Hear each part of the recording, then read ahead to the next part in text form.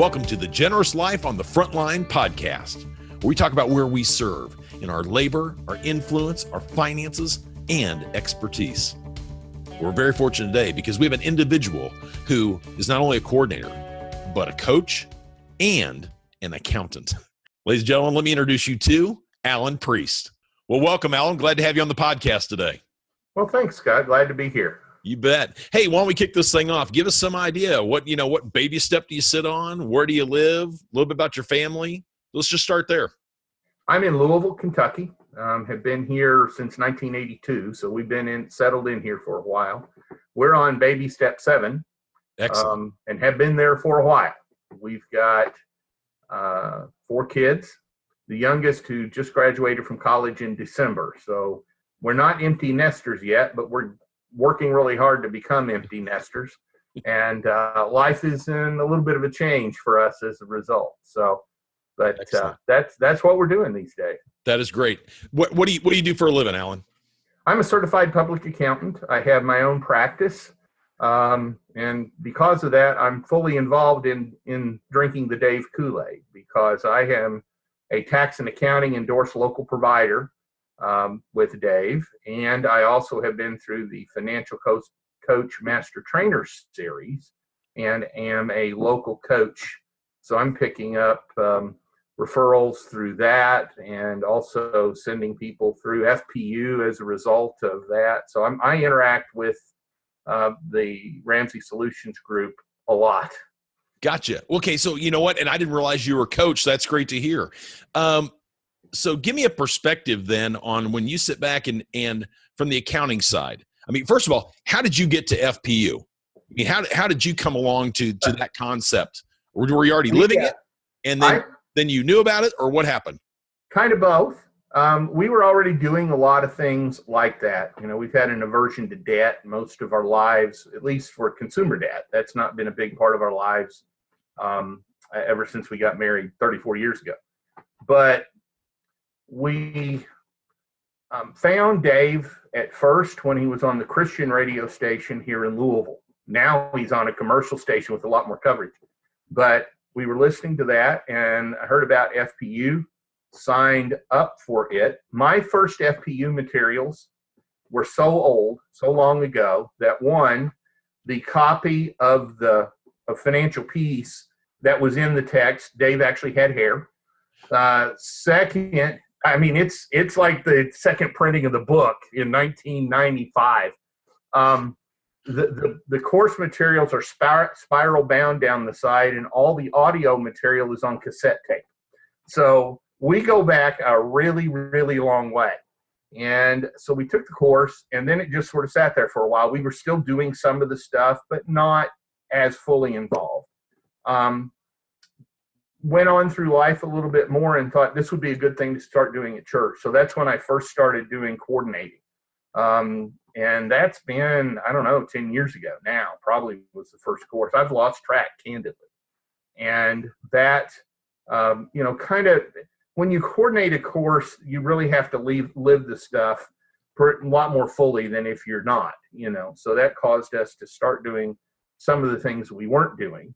Right. And it also caused me to rethink certain things I was doing from an investing standpoint. So this is the expertise day for me, just because you have your accounting background. What are the top 2 or 3 things that you consistently see as an accountant that people don't do well?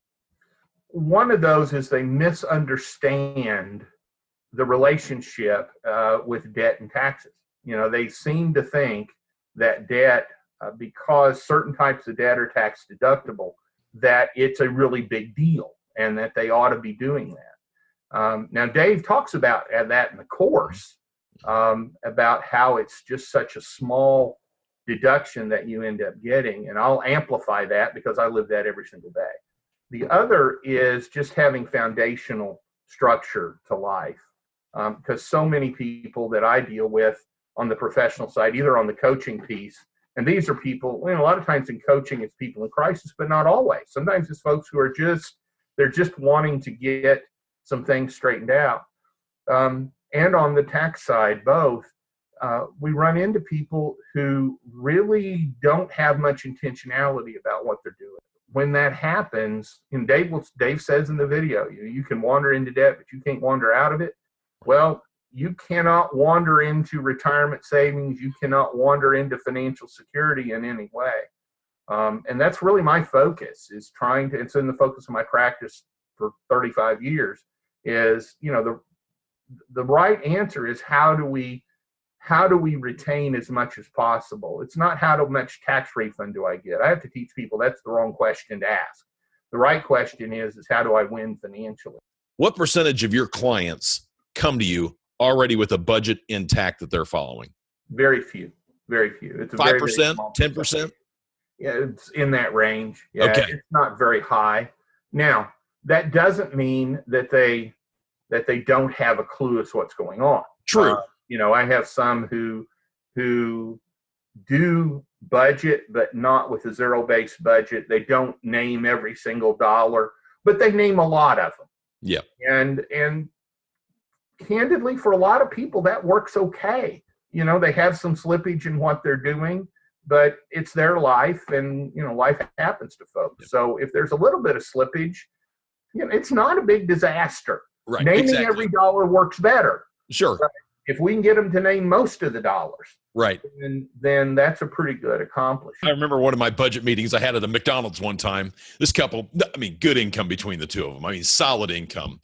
And they said, we're going to send you our budget. We would appreciate your input.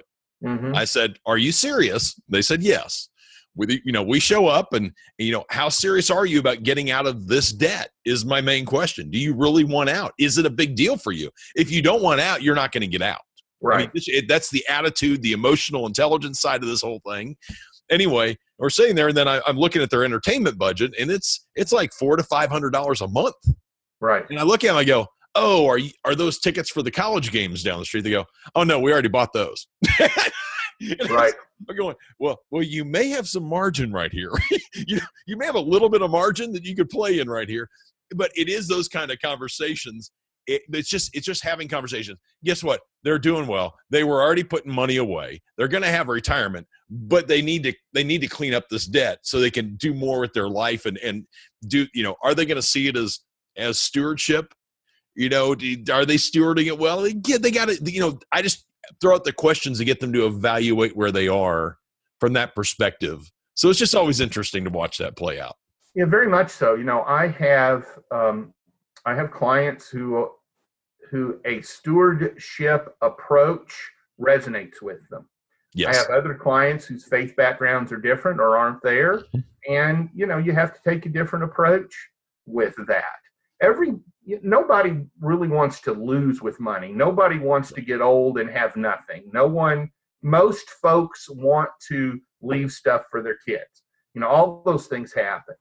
But, I have to be very careful about not being dogmatic about stuff, because while I have a very strong faith background, and that's important to me, I serve clients for whom it isn't.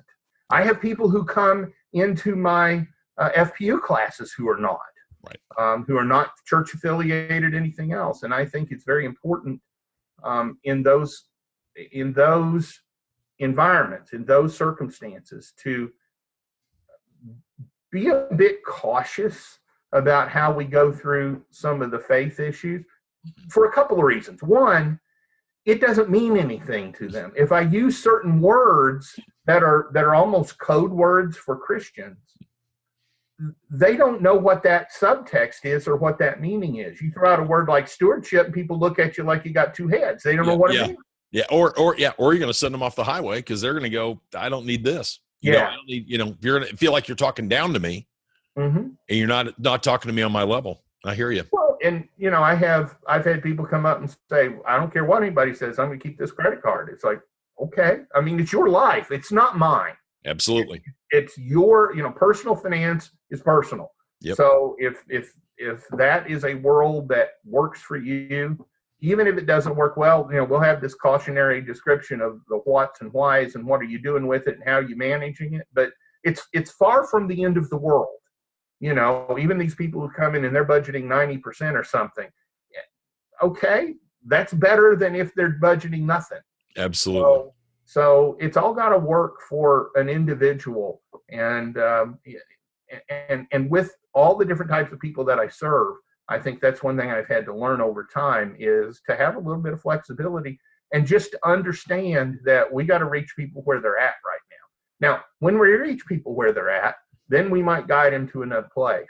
But we got to, if we cannot connect with people where they are right now, then we got no hope of changing any kind of behavior. I think I just wrote that the other day thinking about that because I guess for me, the whole point of this podcast with our group, we're training each other up.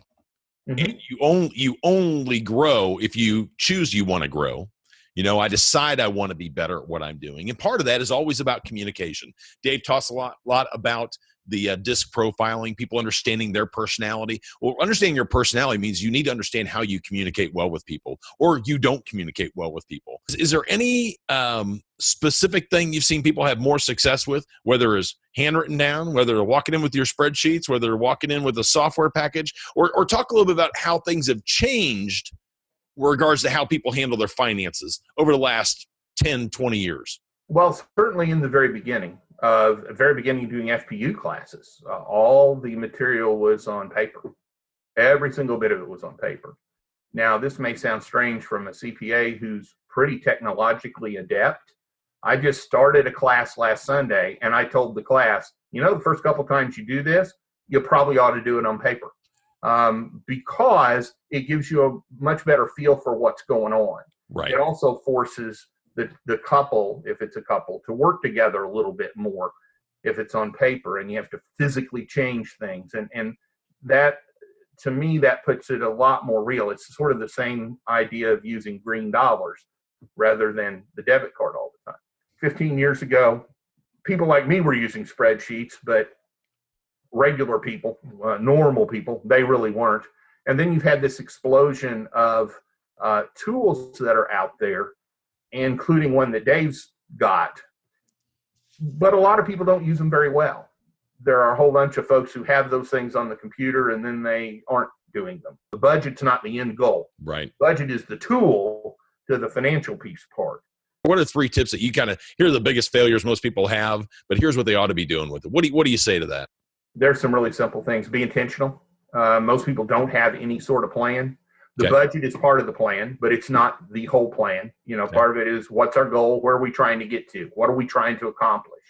And are we doing things that take us there or not? It's like the situation you described earlier with that entertainment budget. That happens because people aren't being intentional and they're just not thinking about what the end goal is.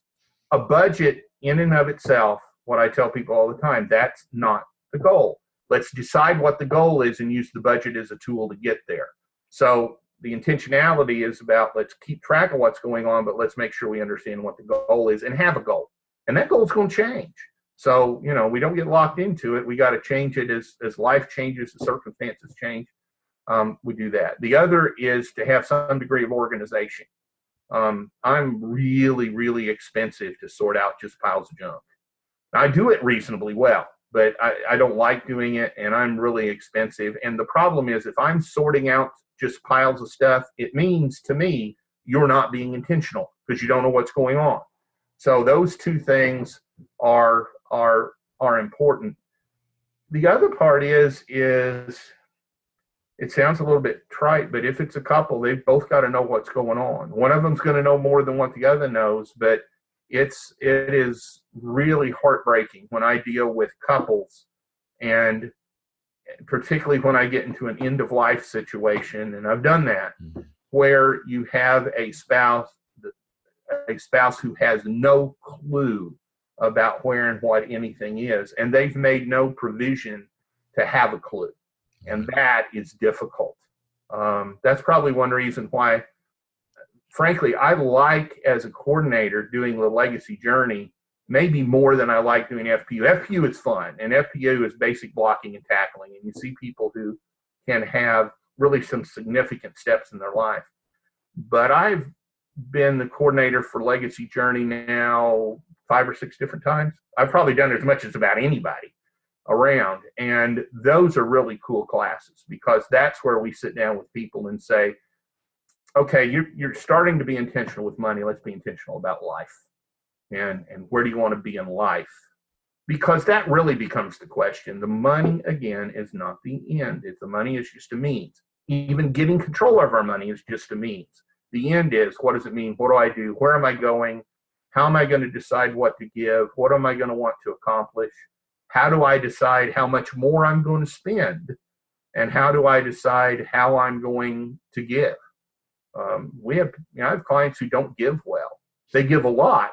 They don't give well because they're not paying much attention. I think Dave talks about that in one of his videos about not having had to learn how to give and vet what he was giving. And again, that's part about living intentionally.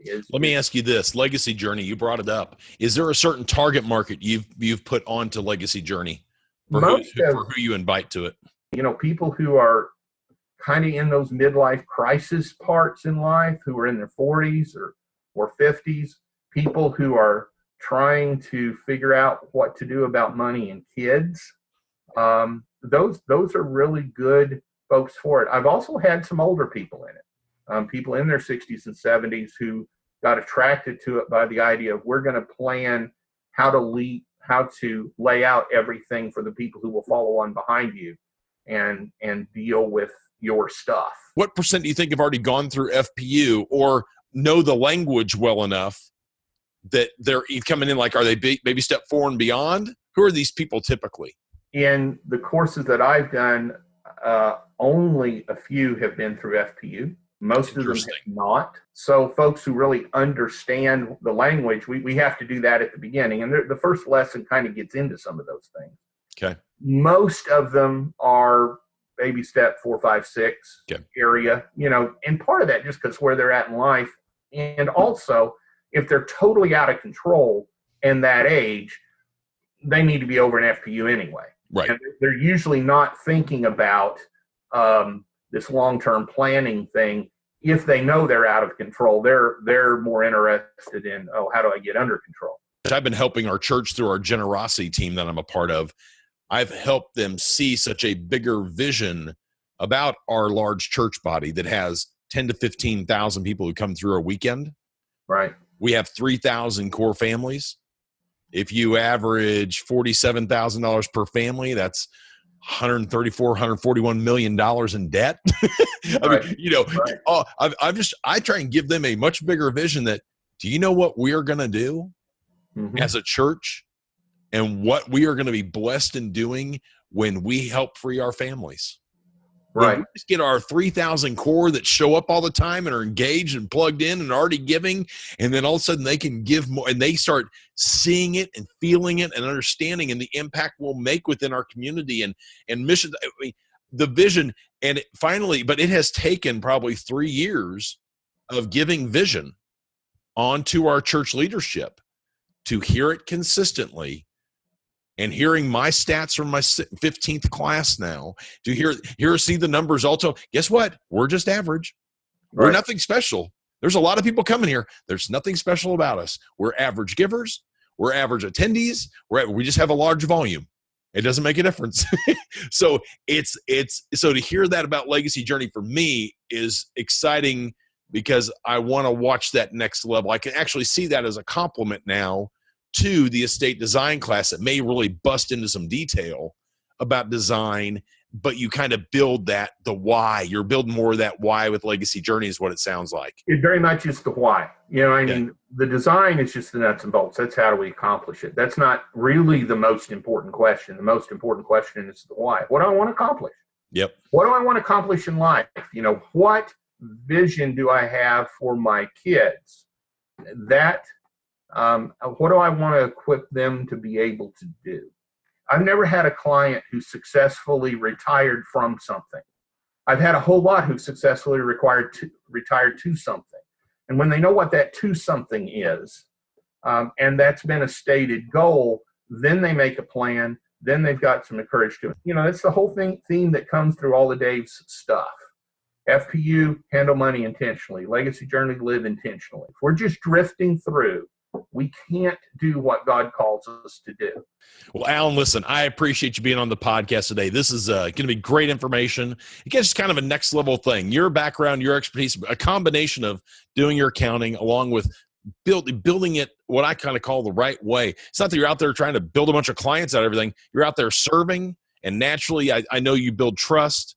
Naturally, you answer people's questions. That comes in. Then you went and got your coaching done. I mean, all of this is just such a great combination to hear about. Thanks for sharing on that. Thanks for sharing on that background, and also give us that vision on legacy journey, because that was significant. Appreciate your time today. Glad to do it. It was so great to have Alan on the podcast today to give us that, just kind of, I call it a little bit different perspective. Not only just being an accountant, but kind of how he sees things, or his experience after many years of what I call living this lifestyle through the baby steps. You know, he really gave us that perspective for who is really getting the most out of Financial Peace University, but also the vision for Legacy Journey. Some of us may not really have that vision, but I'm glad he gave that to us today. Thanks again for being a part and listening in on our audio and video podcast of Generous Life on the Front Line, where you're serving with your labor, your influence, your finances, and your expertise. Have a great day.